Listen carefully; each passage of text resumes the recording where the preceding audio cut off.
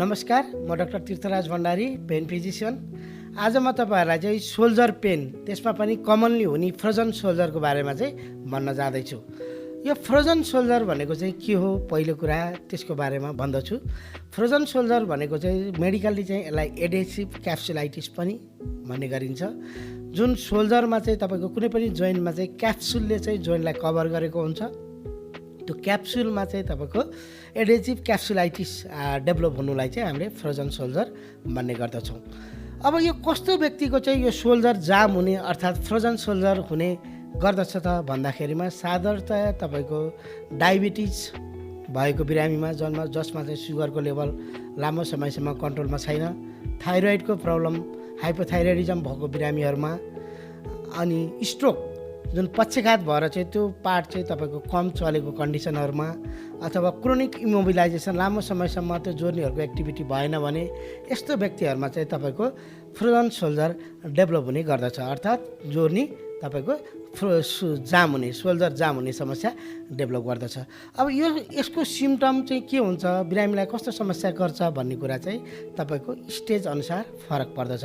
यसलाई चाहिँ साधारणतया हामीले 4 भागमा डिभाइड गर्छौँ। स्टेज 1, 2, 3, 4।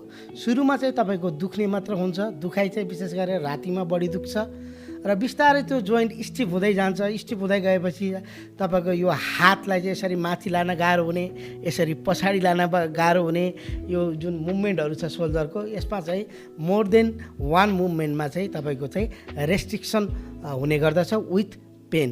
दुखाइ सँगसँगै चाहिँ रेस्ट्रिक्सन हुने गर्दछ।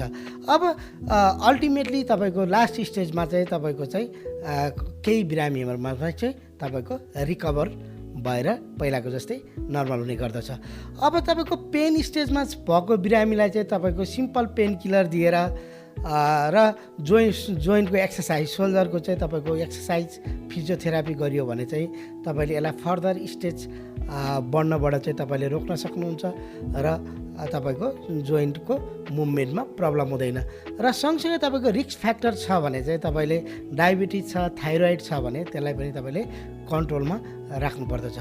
यदि तपाईँको अलरेडी स्टिफ स्टेजमा पुगिसकेको छ, जोर्नी जाम भइसकेको छ भने चाहिँ कसरी म्यानेज गर्ने भन्दाखेरिमा चाहिँ तपाईँको चाहिँ यसको चाहिँ तपाईँको 2-3टा तरिका छ। एउटा भनेको चाहिँ तपाईँले जुन क्याप्सुलमा जुन श्रिङ्क हुन्छ, यसमा जुन खुम्चिएको हुन्छ विथ इन्फ्लामेसन भएर, त्यसमा चाहिँ हामीले स्टेरोइड इन्जेक्सन गरियो र हाइड्रोडाइलेटेसन, नर्मल सलाइन हालेर चाहिँ त्यो क्याप्सुललाई चाहिँ स्टेरोइड सँगसँगै नर्मल सलाइन हालेर त्यसलाई खुलाइयो भने चाहिँ त्यसले चाहिँ इमिडिएट रेन्ज अफ मुभमेन्टमा चाहिँ इम्प्रुभमेन्ट देखाउने गर्दछ।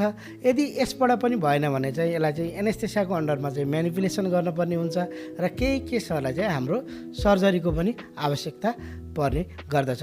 अब मेन कुरा चाहिँ के बुझ्नु पर्दछ भने कहिले कस्तो बेलामा आफूलाई फ्रोजन सोल्जर डेभलप भएको हुनसक्छ भनेर सोच्ने भने यदि तपाईँलाई कुनै पनि चोटपटक लागेको छैन, सोल्जरमा कुनै पनि किसिमको चोटपटक लागेको छैन र तपाईँलाई डायबिटिज, थाइरोइडको पनि प्रब्लम छ र एक्कासी तपाईँलाई दुख्न थाल्यो, रातिमा बढी दुख्न थाल्यो भने चाहिँ तपाईँले चाहिँ फ्रोजन सोल्जर भएको हुनसक्छ भनेर सोच्नुपर्ने हुन्छ र तपाईँले चाहिँ चिकित्सकको सल्लाह लिनुपर्ने हुन्छ।